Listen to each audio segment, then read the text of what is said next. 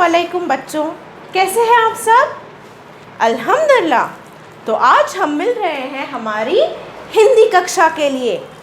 क्या आपको आपकी हिंदी क्लासेस पसंद आ रही है? जी बिल्कुल, आप बहुत अच्छे से अपनी हिंदी क्लासेस एंजॉय कर रहे हैं। तो चलिए आज हम हमारी आज की क्लास शुरू करते हैं। देखिए मेरे पास क्या है, क्या कहते हैं इसे? यस, इसे हम कहते हैं गिफ्ट। पर ये तो इंग्लिश शब्द हो गया। हिंदी में हम इसे क्या कहेंगे? इसे हम हिंदी में कहते हैं उपहार।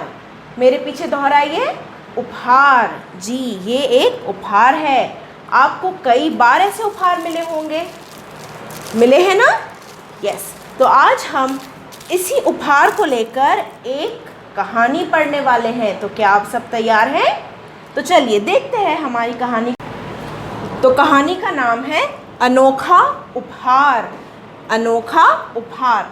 तो हम आपकी हिंदी की टेक्स्ट बुक से इस कहानी को पढ़ेंगे, ठीक है? मैं पढ़ूंगी, आप ध्यान देंगे और जिस शब्द को मैं अंडरलाइन करूंगी आप भी उस शब्द को अंडरलाइन करेंगे। तो चलिए, अनोखा उपहार। शुक्रवार को अनुपम पाठशाला से घर आया और बिस्तर पर लेट गया। वह बहुत उदास था। तो शुक्रवार का दिन था बच्चों, और यहाँ लड़के का नाम है अनुपम। वह पाठशाला से वापस घर लौटा और क्या किया उसने? वह बिस्तर पर लेट गया। और वो क्यों बिस्तर पर लेट गया? क्योंकि वह उदास था। माँ ने आवाज़ लगाई, अनुपम आज खाना नहीं खाना क्या? भीतर आओ, खाना ठंडा हो रहा है। जब अनुपम पाठशाला से घर लौट आया, माँ ने उसे आवाज़ लगाई और पूछा, आज खाना नहीं खाना क्या? भीतर आओ। भीतर आओ, आप इस शब्द को अंडरलाइन करेंगे। भीतर, भीतर मतलब अंदर आओ।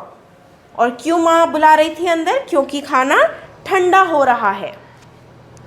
थर्ड पैराग्राफ, अनुपम बेमन से खाना खाने लगा। बेमन का क्या मतलब होता है?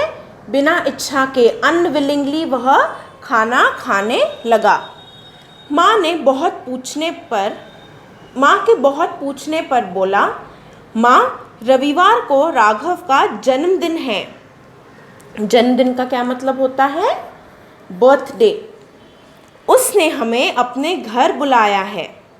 अब जब माँ ने काफ़ी बार पूछा तो अनुपम ने कहा, माँ रविवार को राघव का जन्मदिन है, उसका बर्थडे है, उसके दोस्त का, और उसने हम सबको उसके घर बुलाया है।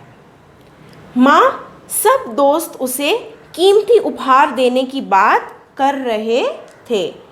फिर अनुपम ने उसकी माँ को ये भी बताया, जब उसने हमें न्योता दिया तब सभी दोस्त उसको एक कीमती उपहार देने की बात कर रहे थे। मैं उसे क्या दूं? मेरे पास तो, अब यहाँ डॉट डॉट है। अब अनुपम इतना उदास था, उसे समझ ही नहीं आ रहा था कि वह क्या उपहार देगा उसके दोस्त को। चलिए आगे बढ़ते हैं और देखते हैं कहानी में क्या होता है। यह सुनकर माँ की आंखों में आंसू भर आए।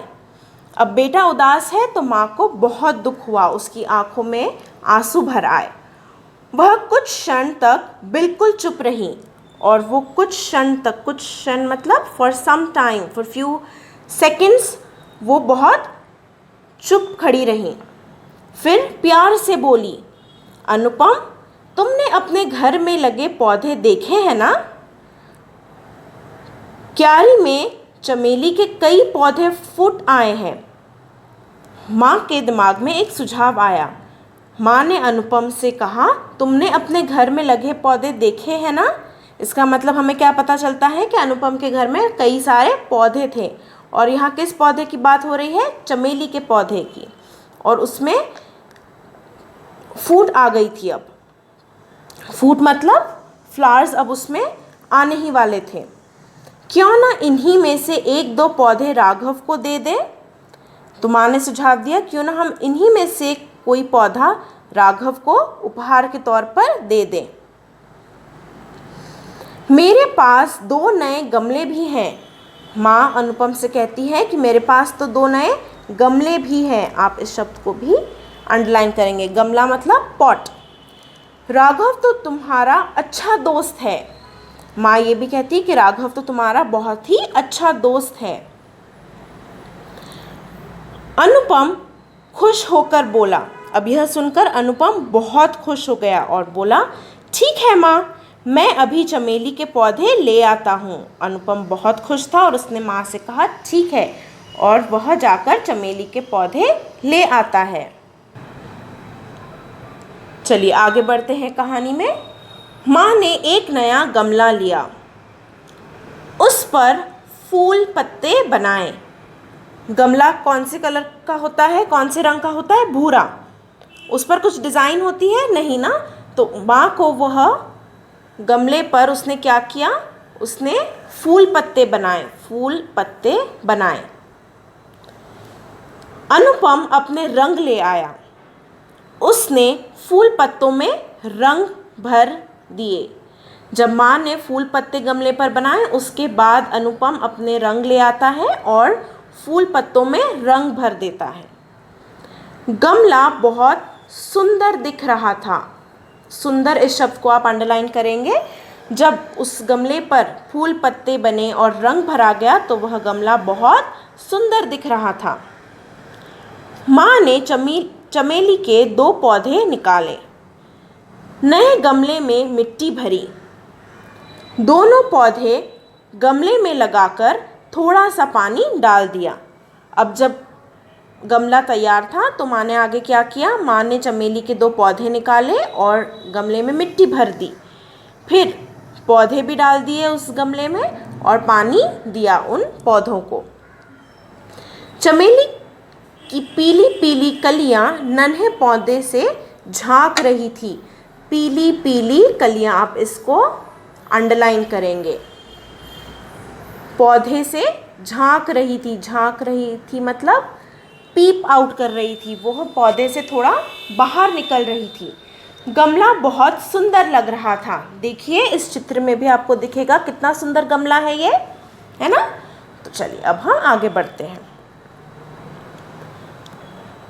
रविवार को अनुपम राघव के घर पहुंचा।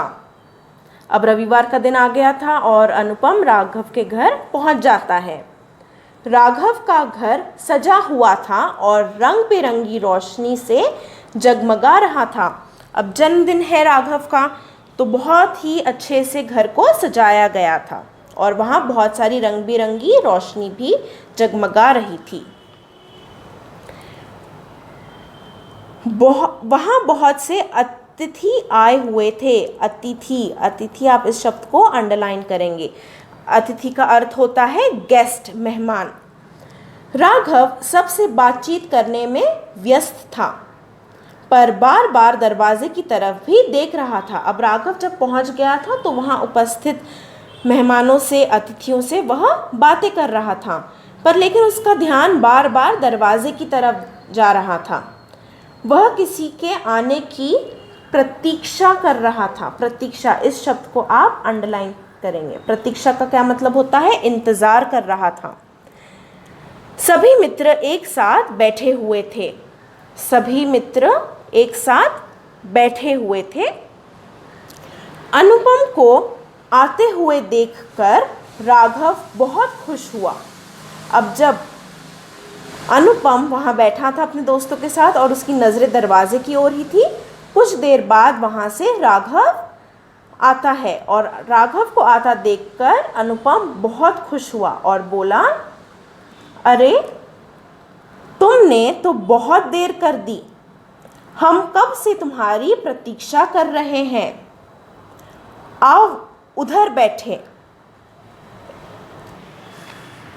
तो यहाँ हम देखते हैं कि जब राघव आ जाता है तो अनुपम उसे देखकर खुश होता है और कहता है कि हम कब से तुम्हारी प्रतीक्षा कर रहे हैं, और कहता है आओ सब उधर बैठे हैं, और वह राघव को सारे दोस्तों के पास ले जाता है। तो चलिए अब हम देखते हैं कि क्या राघव को अनुपम का उपहार पसंद आएगा या नहीं। अनुपम ने मेज़ पर रखे उपहारों के डिब्बे देखे और धीरे से अपने हाथ आगे बढ़ा दिए। अब जब वह एक साथ सब बैठे होते हैं तो अनुपम वहाँ रखे उपहारों को देखता है और धीरे से आहिस्ते अपने हाथ आगे बढ़ा देता है।